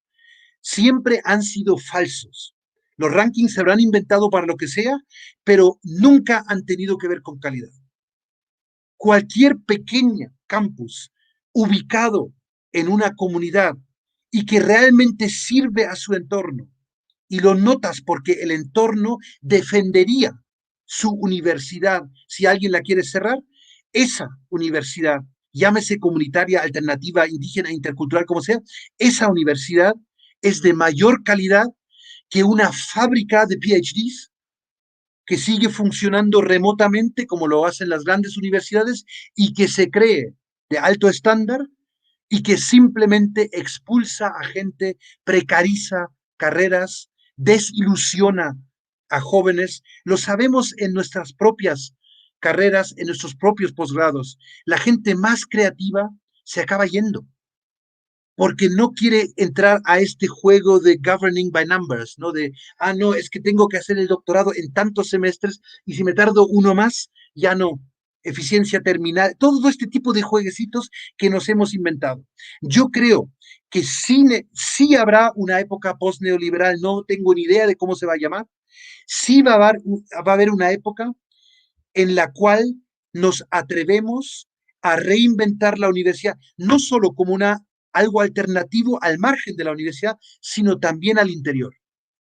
Es como cuando los trabajadores en plena crisis industrial conquistan su fábrica y la vuelven empresa cooperativa, como en Mondragón, en el País Vasco, en España, que hoy en día es una empresa exitosa, pero que ha sido conquistada a la fuerza por sus trabajadores. Creo que ahí tenemos un papel académicas y académicos. Nuestras universidades están ahora llenas de lo que el antropólogo David Graeber, un antropólogo crítico, llamó en el neoliberalismo con perdón, bullshit jobs, los trabajos estúpidos, porque nuestras universidades están llenas de planeadores estratégicos, de gente que se dedica al desarrollo institucional, al benchmarking, quién de los académicos cumplió al 50, al 70 o al 100% su plan de anual de trabajo. O sea, todo esto que viene del mundo empresarial y que nos ha colonizado, ha generado una cantidad de empleos para gente que no tiene un impacto en ningún servicio educativo, ni docente, ni investigador, ni vinculador. Entonces, ahí coincido plenamente contigo, necesitamos alianzas entre universidades públicas, privadas, convencionales, interculturales, como la que les mencionaba en el video. No seamos ahí sectarios. Quienes creemos en el papel político y social de la educación superior, tenemos que tejer esas alianzas con actores universitarios y sobre todo con actores no universitarios. Sobre todo con esa vecina, con ese vecino que me dice, ¿tú dónde trabajas? ¿Y qué haces ahí? ¿Y para qué sirve eso que tú haces? Con esa persona tengo que hacer la alianza. Y no con el funcionario de turno que me dice, ah, qué bonito, Gunther, que ya publicaste otra vez en un artículo por ahí fuera, qué bien, eso sí sirve para el ranking de una universidad. Entonces tenemos que redefinir lealtades y redefinir alianzas, y a la larga creo que vamos a defender la universidad, pero al final del proceso va a ser una universidad no reconocible con lo que tenemos ahora. Gracias, Antonieta. Gracias, Antonieta y Gunther. Bueno, estábamos conversando un poco cuando aquí en un grupo estaban hablando sobre que te estaban escuchando y decían cómo tu charla era una charla de esperanza, un abrazo, ¿no? Y eso me recordó al Esperanzar de Paulo Freire, y cuando te escuchaba así hablar me recordó también al Sentipensar de Falborda. Entonces, ¿cómo pensar entonces a partir del Sentipensar? ¿Cómo pensar universidades? ¿Cómo pensar escuelas que realmente transformen de hecho el territorio? Y que puedan dialogar y que trabajen conjuntamente con ese territorio para transformarlo. Y prefiero pensar en ese sentido de esperanzar y sentipensar porque en estos tiempos de Brasil se me hace muy difícil a veces tener esperanza o poder sentipensar cuando las fronteras están totalmente cerradas acá, Gunther. Entonces estoy aquí, estoy en la triple frontera, estudio interculturalidad en el cruce de fronteras, pero las fronteras están cerradas. Los argentinos no podemos pasar para una frontera, los brasileños no pueden pasar para las otras fronteras y están cerradas a causa de un gobierno totalmente negacionista como el brasilero, porque no quieren que se crucen, que se atraviesen, para que no lleven la nueva variante o la variante de Brasil. Entonces, prefiero pensar en los términos de esperanzar y sentipensar para tener alguna esperanza de poder transformar este territorio cuando los tiempos pasen. Voy a hacerte algunas preguntas que te hicieron en el chat. Creo que voy a comenzar con la de Enrique Leroy, que es profesor en la UFMG, ya fue profesor de la UNILA y nos está aquí acompañando. Creo que más o menos la respondiste y dice así, ¿cómo las perspectivas interculturales, te la coloco ahí, pueden contribuir para un verdadero y efectivo giro en las diversas dimensiones coloniales del poder que están, infelizmente, cada vez más sofisticadas? No sé si quieres ampliar un poquito, porque ya más o menos la fuiste relacionando con lo de Antonieta Fernández. Sí. Creo que por lo que he expuesto, espero que lo que haya quedado claro es que para mí una interculturalidad que en el tipo de sociedad en que vivimos, una interculturalidad que no tiene efectos descolonizadores, es un ejercicio fatuo, es lo que Jorge Gachet llamaba interculturalidad angelical, así como un juego de palabras, vamos a ser todos tolerantes y nos abrazamos. No, yo creo que necesitamos, y eso lo puede hacer una educación intercultural, y lo he vivido con mis estudiantes, con mis colegas, y lo he visto cuando luego los veo egresados ya en trabajos comunitarios, en trabajos profesionales. La interculturalidad te proporciona herramientas para, por una parte, sí esperanzarnos, sí reivindicar los sentipensares y no solo los aspectos cognitivos, pero también te abre mundos en el sentido de pensar alternativas. Y esto creo que es lo más peligroso para el poder establecido, para el orden colonial o neocolonial, como queramos llamarlo.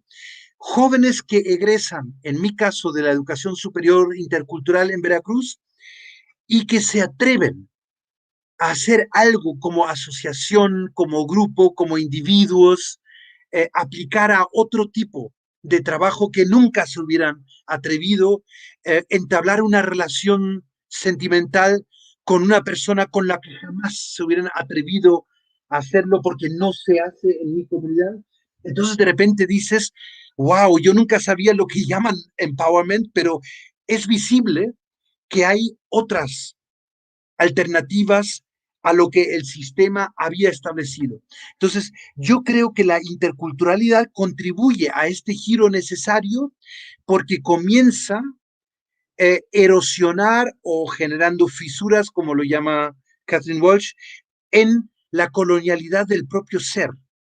Porque lo más difícil es acabar creyéndote tú misma que puedes, que no es verdad que por ser rural, indígena, madre soltera, etcétera, estás abogada a esto y no a lo otro.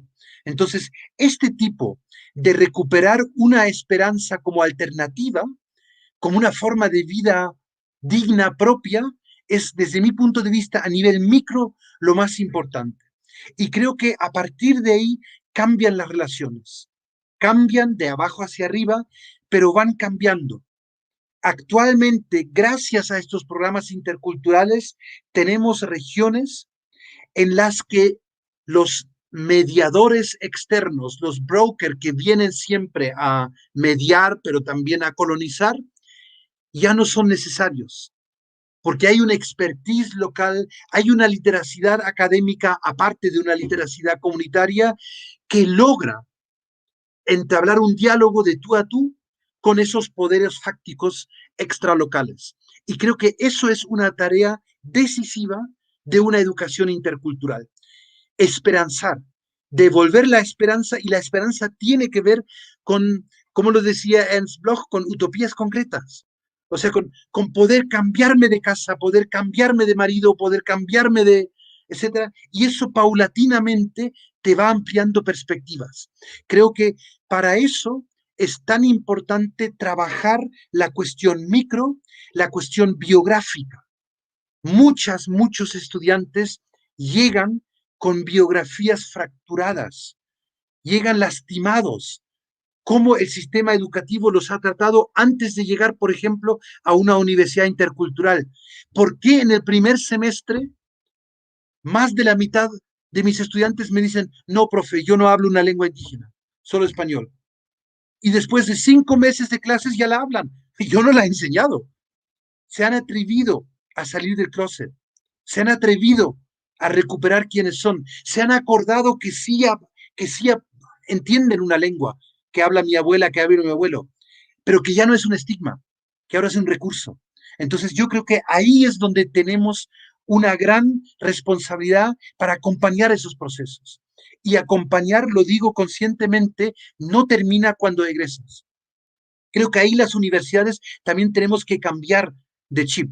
Esto que llaman el diseño neoliberal, seguimiento de egresados, que básicamente significa cuánto ganas después de 2 años, después de 5 años, después de 10 años, y con eso demuestras lo importante, empleabilidad que es tu carrera. No.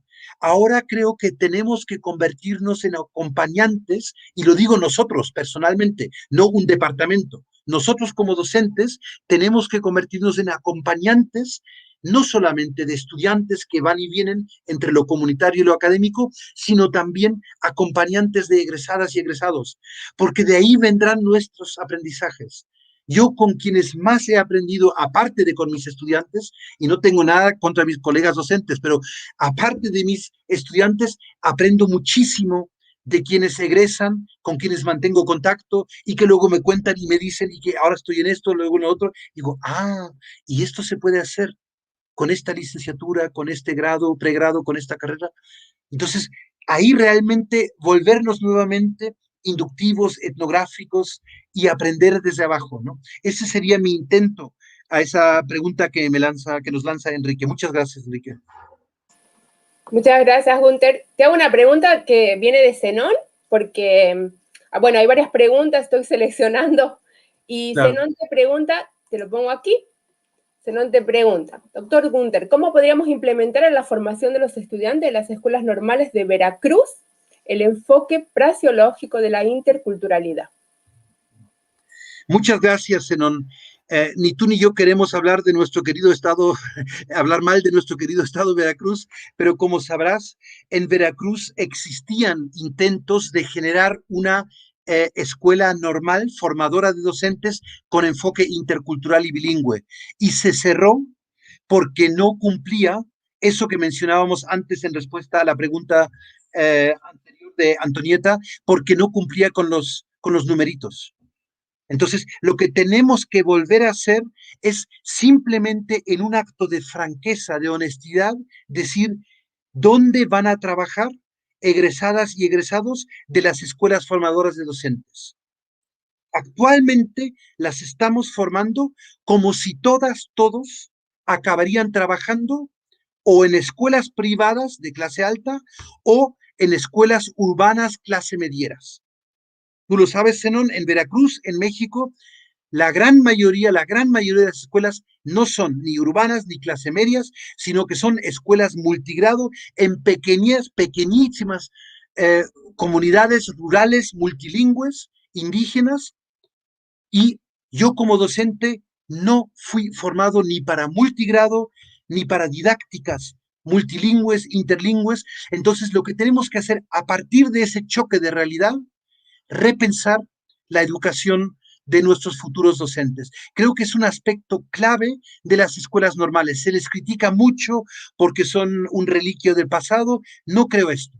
Son muy pertinentes, pero necesitan sobre todo autonomía. En México las escuelas normales carecen de autonomía y por eso todo el mundo acaba esperando el decreto ministerial para ver cómo en la Ciudad de México se inventaron el nuevo plan de estudios. Eso es nefasto y en la situación actual es peligroso para la vida de docentes y estudiantes. Gracias, Zenón. Gracias, Günther. Bueno, te voy a hacer la última, que la hizo Cris en realidad, y la voy a poner aquí, más o menos también, ya la fuiste respondiendo, pero la voy a dejar como para que hagas una reflexión y nos dejes ese abrazo de esperanza. Entonces, Cris pregunta, ¿cómo superar las prácticas y currículos que reproducen la colonialidad si ellas son prerequisito para la existencia y sobrevivencia de las escuelas y las universidades? Sí, Cristina, yo te estoy hablando desde una posición de privilegio. Soy profesor en una universidad pública que no va a cerrar mañana, creo, que no me va a expulsar mañana, creo, pero yo sé que la gran mayoría de quienes trabajan hoy en día en la educación superior están siendo precarizadas, discriminadas y tienen un currículum excelente. Yo en esa edad no tenía esas publicaciones, nada, pero tienen que seguir adaptándose al governing by numbers, a toda esta maquinaria necropolítica y neoliberal. Sin embargo, creo que al interior de nuestras escuelas y universidades tenemos que tejer estas nuevas coaliciones para cambiar. ¿Qué va a pasar si por la innovación educativa que yo voy a introducir con amigos, amigas, colegas, si gracias a eso mi universidad baja 2 puestos en el ranking de Shanghái? No va a pasar nada. Se va a dar un dolor de cabeza a mi director de investigaciones, mi directora académica, etcétera, pero no va a pasar nada. Pero pasado mañana, esa innovación curricular va a generar frutos en mis estudiantes, en mis egresadas, en el interés por estudiar esta carrera y no otra. Entonces, yo creo que, no me acuerdo cómo es el autor francés que hablaba de que necesitamos recuperar el pensamiento catedralicio, lo llama él, el pensamiento catedral. Quienes comenzaban a construir las catedrales en la época medieval sabían que no las iban a ver terminadas, que es un proyecto intergeneracional. Yo creo que la descolonización educativa y académica también es eso. Es una empresa, es una aventura de descolonización que va a tomar varias generaciones, porque son instituciones que han sido formadas colonialmente durante siglos. Recuerden la edad que tiene Bolonia. Entonces, el proceso en instituciones tan conservadoras, la universidad creo que junto con el Vaticano son las instituciones más conservadoras a nivel mundial, necesitaremos tiempo para revertir esto, pero lo que podemos hacer es predicar con el ejemplo.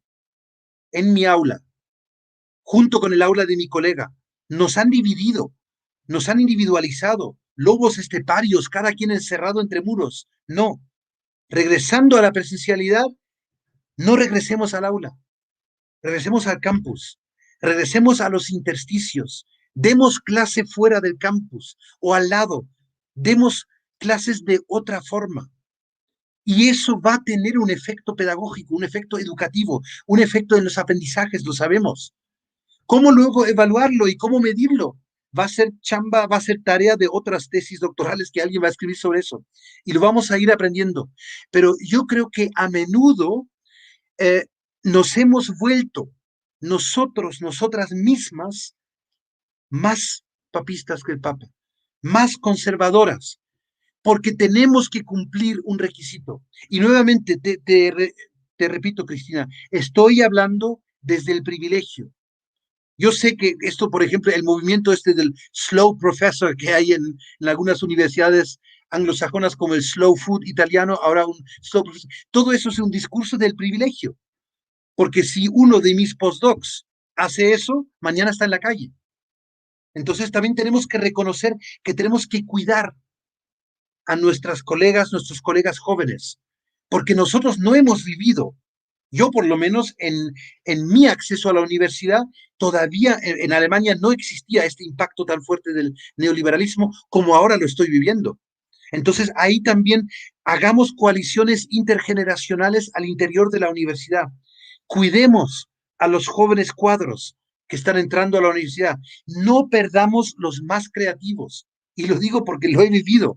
Se han ido porque han dicho, no quiero seguir con esto es una simulación de calidad y yo me voy a otro ámbito, hago mi asociación civil, mi ONG, otra cosa, y bye bye universidad, ¿no? Yo creo que eso, tanto en las escuelas como en las universidades, si no hay posibilidades y cambios de arriba, por lo menos desde abajo, ir tejiendo eso.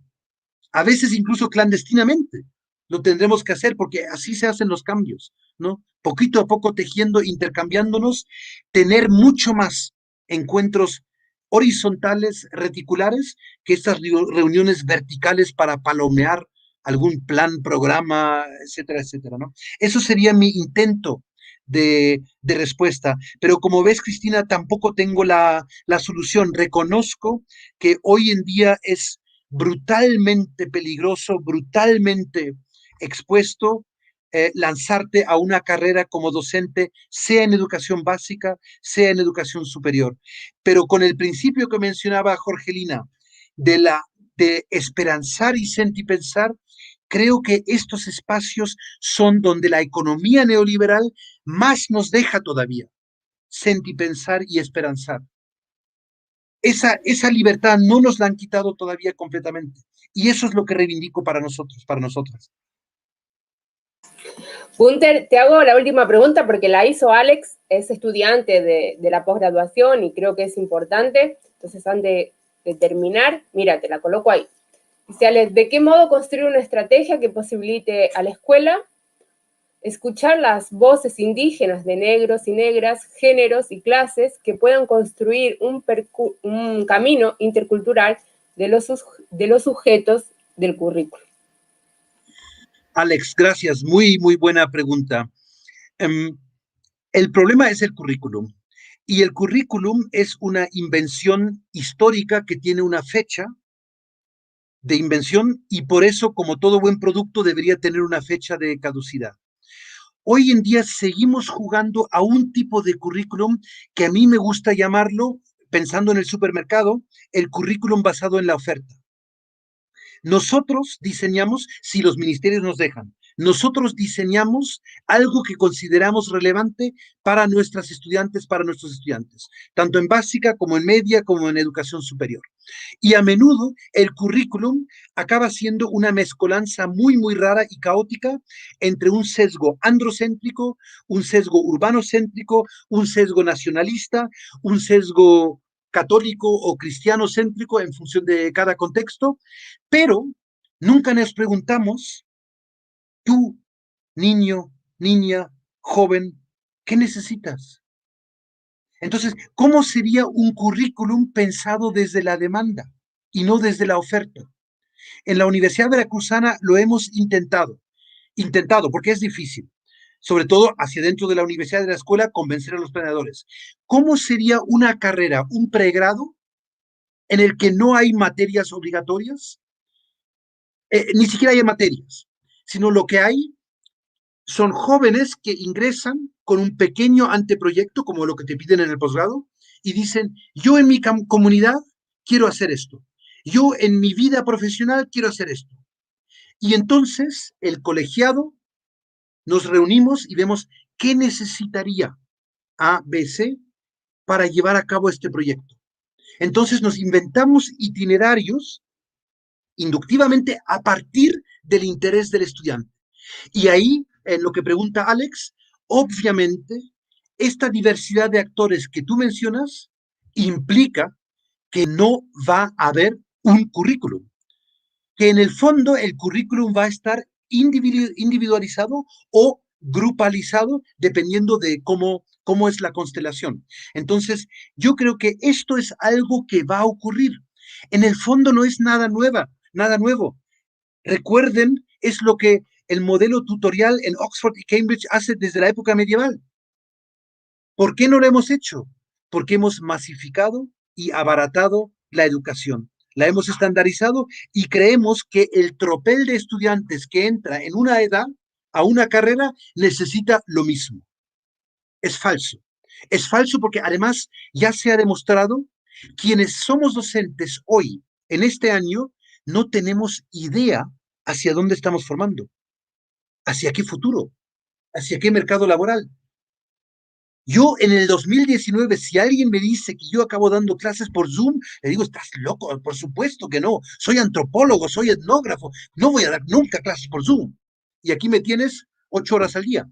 Entonces, lo que necesitamos es, con mucho realismo y con mucho pragmatismo, escuchar las narrativas, escuchar las biografías. Y una última cosa, Alex, como me gusta con lo que decía Jorgelina, esperanzar y soñar, yo creo que en el futuro, cuando la vinculación se vuelva centro de la universidad y no solo los puntitos de la investigación o los créditos, en México a veces lo llamamos de horas nalga, ¿no? Horas de trasero sentado en una silla, ¿no? O sea, así nos dan los créditos, por horas de estar sentados en una silla, antes en el aula y ahora delante de la pantalla, pero son horas nalga, eso no es creativo. Eso no tiene nada que ver con un proceso de aprendizaje. Entonces, para mí en el futuro, la universidad incluyente, intercultural, diversificada, como queramos llamarla, no va a aceptar a un estudiante o a una estudiante en un proceso de ingreso. ¿Por qué la universidad no se propone aceptar a una familia, aceptar a una comunidad, aceptar a un grupo de artesanas como estudiantes para los próximos 4 años? Y junto con ese grupo de artesanas, con ese grupo de médicos tradicionales, con ese grupo de sabedores comunitarios que quiere complementar su conocimiento con otro tipo de saberes, ingresa un grupo. ¿Quién nos dijo, quién demostró científicamente que el aprendizaje individual, la formación individual es más creativa, es más exitosa? No, la psicología dice todo lo contrario. O sea, yo creo que la universidad y la escuela, por eso tienen este problema del hábitus decimonónico, hacemos cosas que ya no cuestionamos. Y esto es literalmente lo que Boaventura llama razón indolente. Es flojera. ¿Por qué aplicamos exámenes estandarizados de ingreso si sabemos que no seleccionan adecuadamente, no pronostican éxito o fracaso académico? ¿Por qué? Porque es muy barato, multiple choice y vámonos. Lo corrijo en 5 minutos. Pero si nos proponemos realmente actualizar la universidad, vamos a ir cuestionando muchas cuestiones. ¿Quién demostró jamás que se aprende mejor sentado que bailando? Nadie lo demostró. Es la lógica del tropel, es la lógica de la parroquia, de los feligreses encerrados, el párroco cerró la puerta y hasta que no te dé la hostia no sale nadie. Y eso lo seguimos vendiendo como didáctica escolar. Ya se nos olvidó que viene de la iglesia, pero la cátedra viene de la iglesia, el seminario viene de la iglesia, la escuela viene de la iglesia. Entonces, actualicémonos un poco en el siglo XXI. ¿Cómo funciona el aprendizaje? En redes, en comunidades, en situaciones reales, significativas. No saberes académicos, sino saberes haceres, prácticos, aplicados. Y luego reflexionamos. ¿Cómo se reflexiona mejor? ¿Individualmente con un manual delante? No. En colectivo, en grupo. Entonces, ¿por qué no dejamos de ingresar a individuos que desvinculamos durante 4 o 5 años para luego tener que egresarlos y de alguna forma reintegrarlos como si fueran expresos de una cárcel que tienen problemas de reinserción, que es lo que tienen nuestros egresados? Tienen problemas de reinserción porque hemos roto sus relaciones comunitarias, hemos copado sus relaciones vivenciales. Entonces, en vez de eso, inventemos una universidad que se abra a todos estos colectivos que Alex menciona y que además, y esto es lo último, con esto termino, un problema que veo todavía en el debate sobre la universidad y la interculturalidad es que mucha gente lo plantea solamente como una cuestión de justicia. Y es importante que sea una cuestión de justicia social, etcétera. Estoy completamente de acuerdo. Pero yo pienso que la universidad, o sea, nosotros, nosotras, también tenemos que percibirlo como un problema de egoísmo propio. O sea, yo como universidad no puedo prescindir de los conocimientos afro, no puedo prescindir de los conocimientos guaraníes. O sea, estamos en plena catástrofe civilizatoria y yo realmente creo que con esas lenguas que están en la universidad, español de origen indoeuropeo, inglés de origen indoeuropeo, de ser posible algo de francés, con un grupo reducidísimo de lenguas emparentadas entre sí incestuosamente, con eso vamos a transmitir epistemes alternativas, con eso vamos a resolver problemas de la humanidad. ¿Qué representatividad en el sentido de pluralismo epistémico tiene la lengua inglesa, la lengua portuguesa, la lengua alemana? Nula, porque hay muchas otras formas de pensar el tiempo, el espacio, de nombrar el mundo. Y tal vez el hecho de que estemos aquí encerrados en plena hipermodernidad y con miedo de un pequeñito virus transmutado, tal vez tenga que ver con que hemos confiado en que el saber está en los muros de una escuela o de una academia, ¿no? Entonces, abramos la escuela por interés propio de la escuela, no solo para revertir justicia social y cognitiva, también para que la universidad realmente se convierta en algún día en algo universalizable. Muchas gracias por sus reflexiones y sus comentarios y preguntas. Gunther, fue un placer y antes de despedirte, quería decirte y quería decirles también a todos los que están todavía aquí en la live, que somos muchos, y también a Fernanda y Antonieta, que bueno, desde que te conocí, desde que me acerqué a tu escritura primero y después hice el primer contacto para hacer ese doctorado sándwich, percibí y me di cuenta de la sensibilidad de persona, de profesional, lo sensible, lo humilde y lo humano que sos. Solamente una persona así podría hablar hoy como ha hablado. Muchas gracias, Jorgelina. Muchas gracias a ti, muchas gracias Fernanda y Antonieta también. Obrigada. Y a todos los que estuvieron hoy esta noche. Muchas gracias y esperemos que próximamente te tengamos aquí en Brasil presencialmente, quién sabe. Ojalá, sí, ojalá pronto, me encantaría. Muchas gracias. Prazer ter você, todo mundo querendo abraçar. Sí, Literalmente, corporalmente, exacto, sí. Bem forte. Chao. Muchas gracias, cuídense mucho, cordiales saludos. Hasta Você luego. também. Força e coragem.